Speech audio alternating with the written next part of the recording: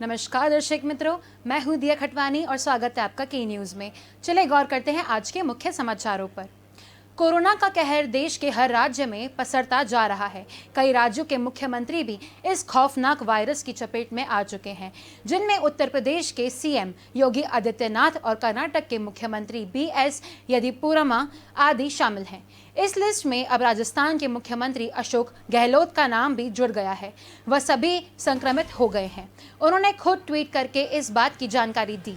बता दें कि एक दिन पहले ही अशोक गहलोत की पत्नी सुनीता गहलोत कोरोना संक्रमित हो गई थी, जिसके बाद मुख्यमंत्री होम आइसोलेशन में चले गए थे। राजस्थान के मुख्यमंत्री अशोक गहलोत ने ट्वीट करके संक्रमित होने की जानकारी दी। उन्होंने ट्वीट में लिखा, कोविड टेस्ट करवाने पर आज मेरी रिपोर्ट भी पॉजिटिव आई है। मुझे किसी तरह के लक्षण नहीं हैं और मैं ठीक महसूस कर रहा हूँ। कोविड प्रोटोकॉल का पालन करता हूँ। मैं आइसोलेशन में रहकर ही कार्य जारी रखूंगा।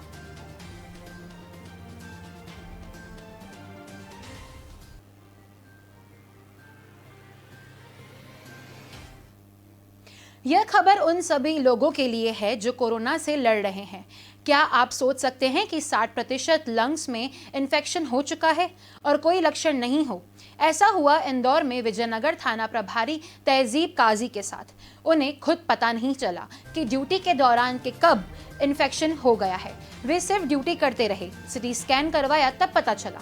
इसके बाद मजबूत इरादे और एक्सरसाइज के चलते न केवल खुद बल्कि 87 वर्षीय मां को भी कोरोना से बाहर निकाल दिया।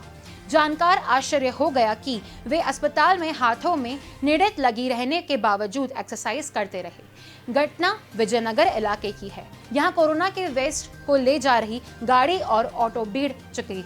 सूचना के बाद थाना प्रसारी तहजीब काजी फोर्स के साथ पहुंचे। इसके 2 से 3 दिन बाद थाने में कुछ जवानों को सर्दी खांसी के लक्षण दिखने लगे। देखते ही देखते 10 पुलिसकर्मी चपेट में आ गए। पुलिसकर्मी को अस्पतालों में भर्ती कराया गया। एक दिन थाना प्रभारी स्टाफ का हालचाल पूछने डॉक्टरों के पास गए तो डॉक्टरों ने तहजीब काजी को भी सिटी स्कैन करवाने की सलाह दी। रिपोर्ट आई तो सभी आश्चर्यचकित रह गए। फेफड़ों में 60% इन्फेक्शन दिखा। डॉक्टर हैरान थे कि इतना इन्फेक्शन होने के बाद भी कोई भी लक्षण काजी में नहीं थे। उन्हें भर्ती किया गया।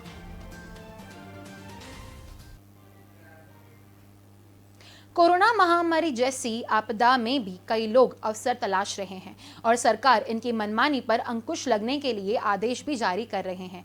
लेकिन इन आदेशों की पालना में बढ़ती की जा रही कोताही के कारण अमेज़न के साथ हो रही लूट पर अंकुश नहीं लग रहा।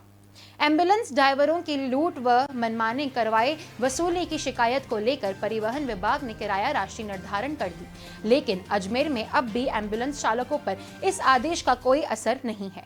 एम्बुलेंस चालक किलोमीटर पर नहीं बल्कि अपनी मनमर्जी के किराया राशि की वसूली कर रहे हैं। अजमेर से किशनगढ़ की दूरी 30 किलोमीटर व जयपुर की दूरी 140 किलोमीटर है। ऐसे में जो सरकार ने किराया तय किया है उसके अनुसार किशनगढ़ का 1000 रुपए व जयपुर का 3250 रुपए ही किराया बनता है। जवाहरलाल नेहरू चिकित्सालय के बाहर मारुति वैन वाले एम्बुलेंस चालकों सोनू, जुगनू व फिरोज के बात करें तो किशनगढ़ का 1200 रुपए व जयपुर का 4000 रुपए मांगा गया। इसी प्रकार अजमेर में भी जाने के लिए 700 रुपए मांगे गए, जबकि 500 रुपए ही 10 किलोमीटर का अधिकतम किराया है। परिवहन आयुक्त महेंद्र सोनी की ओर से सोमवार को प्रदेश में एम्बुलेंस व शव वाहनों के साथ किराए को एक समान किया, जिसके अनुसार प्रथम 10 किलोमीटर तक का 500 रुपए किराया तक किया, जिसमें वाहन का आना जाना शामिल है। इसमें 10 किलोमीटर के बाद मारुति वैन, मार्शल, मैक्स आदि वाहनों का किराया प्रति किलोमीटर 12.50, टवेरा, इनोवे, बोलेरो, करजूर, रायनो आदि वाहनों का किराया 14.50 प्रति किलोमीटर एवं अन्य बड़े एम्बुलेंस शव वाहनों का किराया 17.50 प्रति किलोमीटर निर्धारित किया है। वाहन में ऐसी ही सुविधा होने पर 1 रुपया प्रति किलोमीटर अतिरिक्त शुल्क रखा गया है। वाहन के यात्री का अतिरिक्त किराया देय नहीं होगा। वाहन संचालन वाहन की धुलाई के लिए भी अतिरिक्त शुल्क नहीं वसूल सकेंगे। अजमेर जिले के पनेर कार्रवाई ग्राम विकास अधिकारी को भ्रष्टाचार निरोधक ब्यूरो की टीम ने बुधवार को न्यायालय में पेश किया, जहां से उसे 12 मई तक के लिए जेल भेजा दिया गया था। ग्राम विकास अधिकारी को 8000 रुपये की रिश्वत लेते रंगे हाथों गिरफ्तार किया था। पट्टा बनाने के बदले रिश्वत परिदारी के घर जाकर ली थी। एसीबी के चंगुल से आरोपी ने पकड़े जाने के बाद 2 बार भागने का प्रयास किया, लेकिन पुलिस ने उसे दबोच लिया और वह सफल नहीं हो सका। अजमेर एसीबी के उप अधीक्षक पारमासल ने बताया कि पनेर गांव स्थित आवासीय मकान का पट्टा बनाने के बदले ग्राम विकास अधिकारी कृष्ण मीणा की ओर से रिश्वत मांगने की शिकायत परिवादी पहलवान खान ने की। शिकायत का सत्यापन क्रिया और 9,000 की राशि की डिमांड किए जाने पर परिवार से 8,000 रुपए से सौदा हुआ था। ग्राम विकास अधिकारी कृष्ण मीणा परिवार के घर पहुंचे। परिवार ने 8,000 रुपए की रिश्वत कृष्णा को दे दी।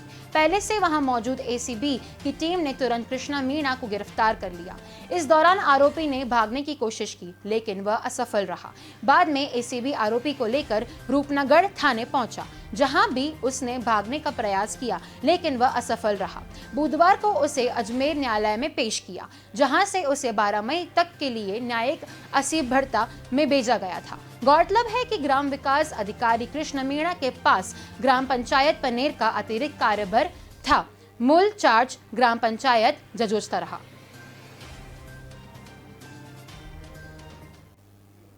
छत्तीसगढ़ के बिलासपुर स्थित एक प्राइवेट अस्पताल में मरीज की मौत पर बुधवार को जमकर हंगामा हुआ। गुस्साए परिजनों का आरोप था कि उनका मरीज ठीक होने वाला था। 2 दिन बाद ही डिस्चार्ज करने की बात कही और अचानक से उसकी मौत हो गई। वहीं अन्य मरीजों के परिजन भी पहुंचे। उन्होंने अस्पताल प्रबंधक पर लूटने और मरीजों की अनदेखी का आरोप लगाया। अब इस मामले में स्वास्थ्य विभाग ने अस्पताल से रिपोर्ट मांगी है। जानकारी के मुताबिक सिविल लाइंस क्षेत्र के प्रताप चौक स्थित केयर एंड क्योर अस्पताल में बाटापारा निवासी मनीष चंदानी की भी मां बढ़ती थी। वह कोविड पॉजिटिव थी और उपचार चल रहा था। उनकी मंगलवार रात हार्ट अटैक से मौत हो गई। अगले दिन मरीज के परिज अस्पताल पहुंचे और प्रबंधक से बात करने का प्रयास किया, लेकिन उन्हें अंदर नहीं जाने दिया गया। उसके बाद हंगामा शुरू हो गया। अन्य मरीजों के परिजन भी उसमें शामिल हो गए। अन्य मरीजों के परिजनों ने अस्पताल पर लापरवाही और आगाही का आरोप लगाया। कहा कि मरीज की तबीयत देर रात तक खराब हो चुकी थी, फिर सूचना देकर वेंटिलेटर पर रखने की बात कहते हैं। अस्पताल के अंदर भी जाने नहीं देते। सुबह मरीज की मौत होने की सूचना दी जाती है। आरोप है कि अस्पताल प्रबंधनों ने सिर्फ रुपयों और बिल से मतलब है। हंगामे की सूचना पर पहुंची पुलिस ने समझाकर परिजनों को शांत कराया।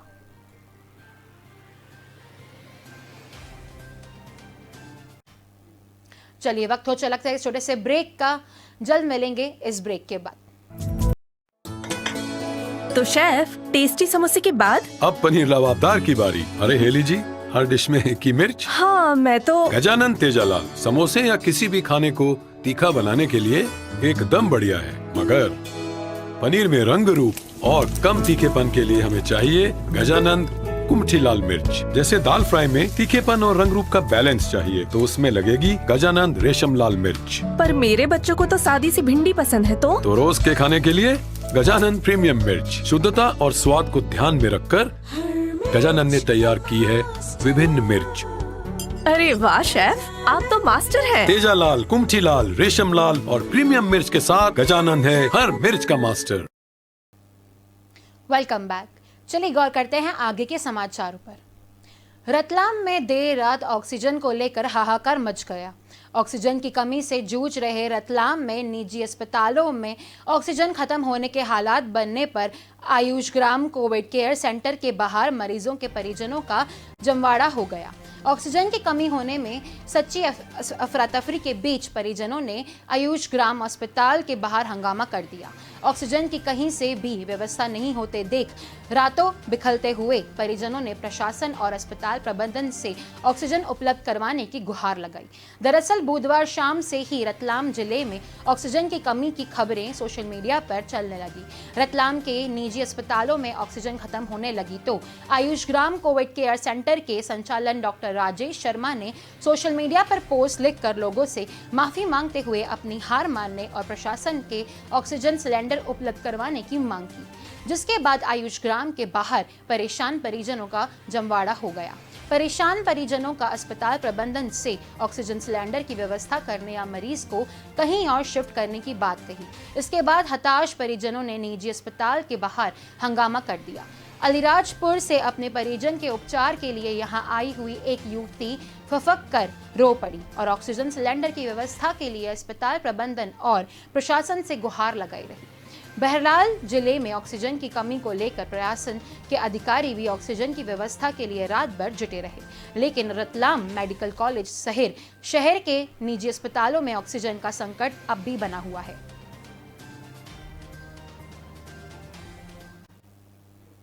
उत्तर प्रदेश में कानपुर के थाना कल्याणपुर में बुधवार को एक निर्माणाधीन बिल्डिंग की शटरिंग खोलने के लिए पहुंचे 2 मजदूर के ऊपर स्लैब आ गिरी।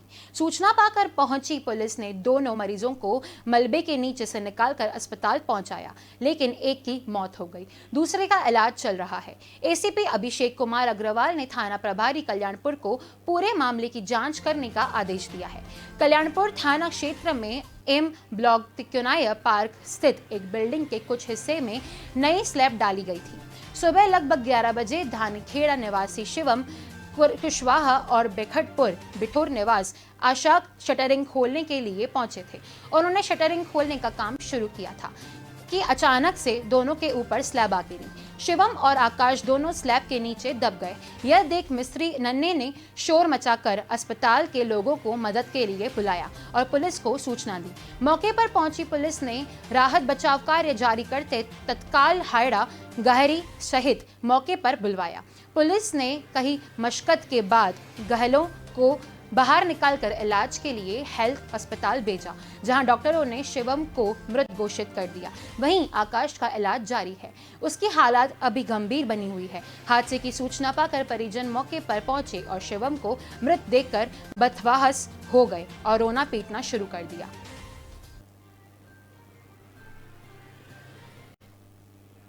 ऑक्सीजन मामले में चल रही सुनवाई में हाईकोर्ट ने ऑक्सीजन की सप्लाई के मामले पर कोर्ट की मदद करने के लिए वरिष्ठ वकील राजशेखर राव को एमिकस क्यूरी नियुक्त किया है।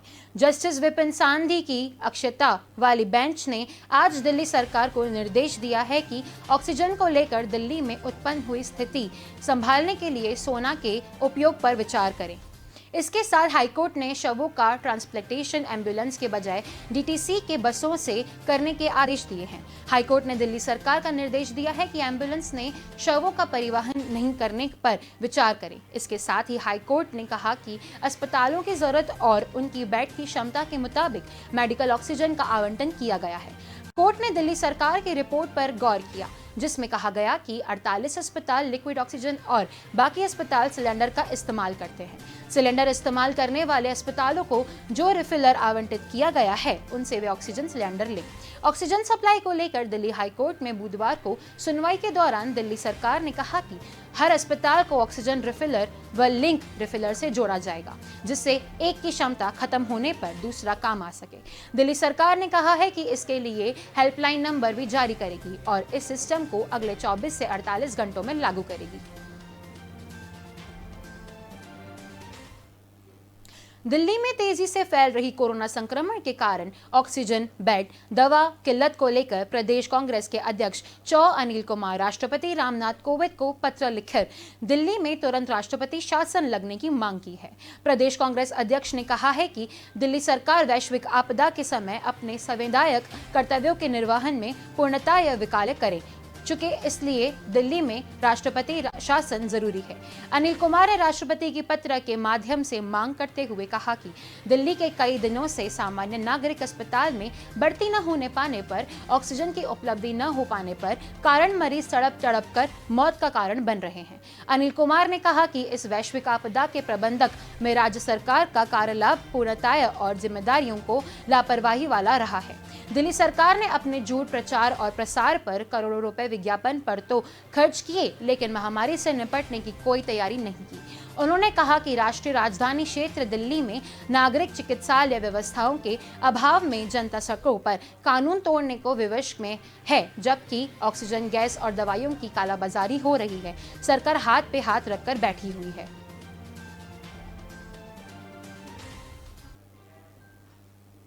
आज सप्ताह के चौथे कारोबारी दिन यानी गुरुवार को शेयर बाजार हरे निशाने पर खुला। तेजी का है सिलसिला 4 दिनों से जारी है। बॉम्बे स्टॉक एक्सचेंज का प्रमुख इंडेक्स सेंसेक्स 510.62 अंकों पर की भारी तेजी के साथ 50,244.46 के स्तर पर खुला। वहीं नेशनल स्टॉक एक्सचेंज का निफ्टी 145.40 अंक यानी 0.98% की तेजी के साथ 15,009.90 के स्तर पर खुला। आज 1151 शेयरों में तेजी आई, 201 शेयरों में गिरावट रही। वहीं 43 शेयरों के कोई बदलाव नहीं आया। हांगकांग के हैंगसेंग इंडेक्स 281 अंक ऊपर 29,250 पर कारोबार कर रहा है। चीन का शंघाई कंपोजिट इंडेक्स 1 अंक की गिरावट के साथ 3,456 पर आ रहा है। कोरिया का कोस्पी इंडेक्स 8 अंकों की बढ़त के साथ 3,190 पर कारोबार कर रहा है। ऑस्ट्रेलिया का ऑल ऑर्डिनीज इंडेक्स 31 अंकों की बढ़त से 7,351 पर पहुंच गया है। जापान का निक्केई इंडेक्स 62 अंक ऊपर 29,054 पर कारोबार कर रहा है। बुधवार को अमेरिका का डाउ जोन्स 0.48% की गिरावट के साथ 164.55 अंक नीचे 33,820.40 पर बंद हुआ था। नेडेक्स 0.28% की गिरावट के साथ 39.90 अंक नीचे 14,051 पर बंद हुआ है।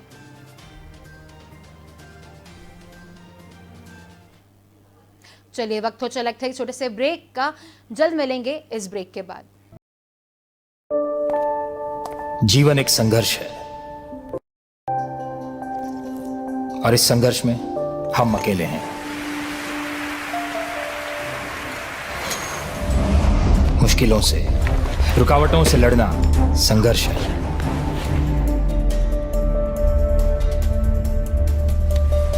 चलना सहज है, लेकिन दौड़ना संघर्ष है। दुनिया जान लेगी, मान लेगी, और खुद को जान लेना संघर्ष है।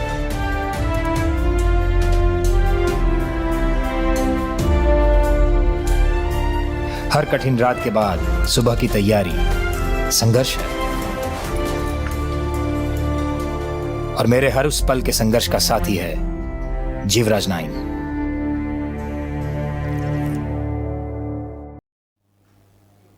Welcome back. चलिए गौर करते हैं आगे के समाचारों पर। बुधवार को हुई राज्य कैबिनेट की बैठक में एक महत्वपूर्ण फैसला लेते हुए महाराष्ट्र सरकार ने 18 से 44 साल तक के लोगों का फ्री वैक्सीनेशन करने का निर्णय लिया है। इस निर्णय की जानकारी देते हुए स्वास्थ्य मंत्री राजेश टोपे ने कहा कि इसके लिए 6500 करोड़ रुपए की बजट को मंजूरी दे दी गई है। इन पैसों से सरकार कोवैक्सीन, कोविशील्ड और रूस की स्पुतनिक की 12 करोड़ से ज्यादा डोज खरीदेगी। सरकार ने पूर्ण वैक्सीनेशन के लिए 6 महीने का समय तक तय किया है। उसे चरणबद्ध तरीके से पूरे राज्य में लागू किया जाएगा। इसके तहत 5 करोड़ 71 लाख लोगों का फ्री वैक्सीनेशन दिया जाएगा। सरकार ने एक कमेटी भी गठित की है, उम्र के हिसाब से लोगों को कैटेगरी में बांटेगी। राजेश टोपे ने आगे कहा कि 15 मई तक लॉकडाउन बढ़ाने को लेकर सभी मंत्रियों ने एक सुर में सीएम के सामने बात रखी है। हम यह मान रहे हैं कि यह जरूरी बढ़ने का रहा है। हालांकि इस पर अंतिम निर्णय सीएम उद्धव ठाकरे का लेना है। टोपे ने यह भी कहा कि राज्य में मौजूद स्थिति में वैक्सीन की भारी कमी है। ऐसी स्थिति में 1 मई से 18 से ऊपर उम्र के लोगों को वैक्सीनेशन दे पाना संभव नहीं होगा। इसलिए हम फिलहाल 1 मई से शुरू होने जा रहे वैक्सीनेशन प्रक्रिया को नहीं शुरू करने जा रहे हैं। महाराष्ट्र में एक दिन की राहत के बाद कोरोना के नए संक्रमितों का आंकड़ा 66,000 के पार पहुंच गया है। मंगलवार को 66,358 नए केस आए, 895 संक्रमितों की मौत हुई। इससे पहले सोमवार को 48,700 केस आए थे और 524 की मौत हो चुकी थी। अकेले मुंबई की बात करें तो यह मंगलवार के 4,014 नए संक्रमित की पहचान हुई। सोमवार को यह आंकड़ा 3,876 था।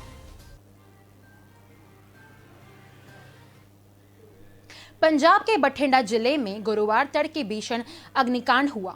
मानसा रोड स्थित महिंद्रा कंपनी की गाड़ियों के शोरूम में भीषण आग लग गई। आग सुबह करीब 5:30 बजे लगी थी, जिसमें दर्जनों नई गाड़ियां जल गई। करोड़ों रुपए का नुकसान की आशंका जताई जा रही है। प्रत्यक्षदर्शियों के मुताबिक आग इतनी विकराल थी कि पूरा शोरूम धू कर जल रहा था और लगातार धमाके हो रहे थे। आग लगने की जानकारी मिलते ही फायर ब्रिगेड की गाड़ियों मौके पर पहुंची। करीब 1.5 घंटे के बाद आग पर काबू पाया जा सका, लेकिन तब तक गाड़ियां जल चुकी थी। एजेंसी के जनरल और एरिया मैनेजर अमन बेस भी आग लगने की जानकारी मिलते ही मौके पर पहुंची। नगर निगम के फायर ब्रिगेड के फायर अफसर गुरिंदा सिंह ने बताया कि आग इतनी थी कि उसे बुझाने के लिए फायर ब्रिगेड की 7 गाड़ियां मंगवानी पड़ी। आग लगाने के कारण की जांच जारी है।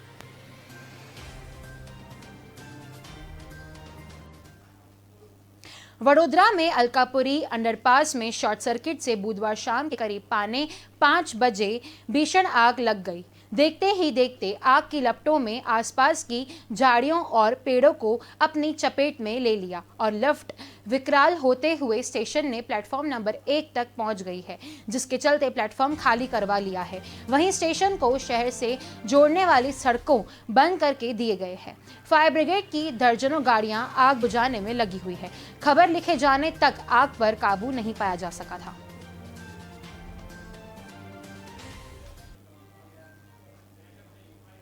देश में कोरोना वायरस की दूसरी लहर ने कोहराम मचा रखा है।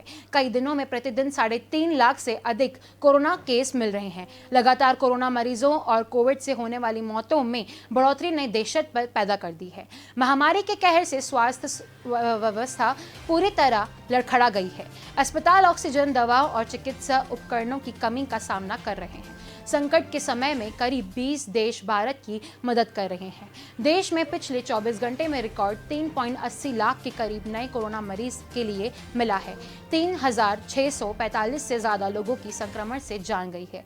महाराष्ट्र के मुख्यमंत्री उद्धव ठाकरे आज यानी गुरुवार को 1 मई से शुरू होने वाली कोविड टीकाकरण के तीसरे चरण को लेकर बैठक करेंगे। बता दें कि कोविड टीकाकरण के तीसरे चरण में 18 साल से ऊपर के सभी लोगों को कोविड का टीका लगाया जाएगा।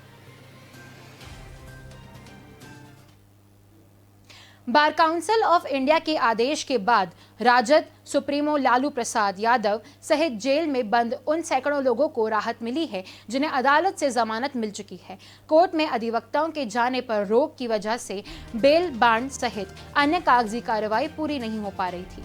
बुधवार को बार काउंसिल ने उक्त आदेश सभी राज्यों को बार काउंसिल को भेज दिया गया है। झारखंड बार काउंसिल को भी उक्त आदेश मिल चुका है। ऐसे में अब लालू प्रसाद यादव की ओर से गुरुवार को बेल बॉन्ड भरे जाने की संभावना है। उम्मीद जताई जा रही है कि सारी प्रक्रिया पूरी करने के बाद लालू प्रसाद शुक्रवार को कस्टडी से बाहर आ जाएंगे।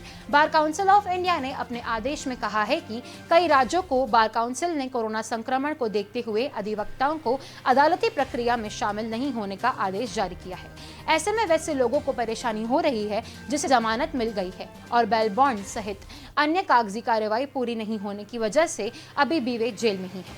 बार काउंसिल ऑफ इंडिया की ओर से कही गया है कि जमानत मिलने के बाद किसी को भी जेल में रखना उसके अधिकारों का हनन है। ऐसे में जिन्हें जमानत मिल गई है उन्हें जेल से बाहर निकालने के लिए अधिवक्ता को अदालती प्रक्रिया में शामिल होने से रोका जाना चाहिए।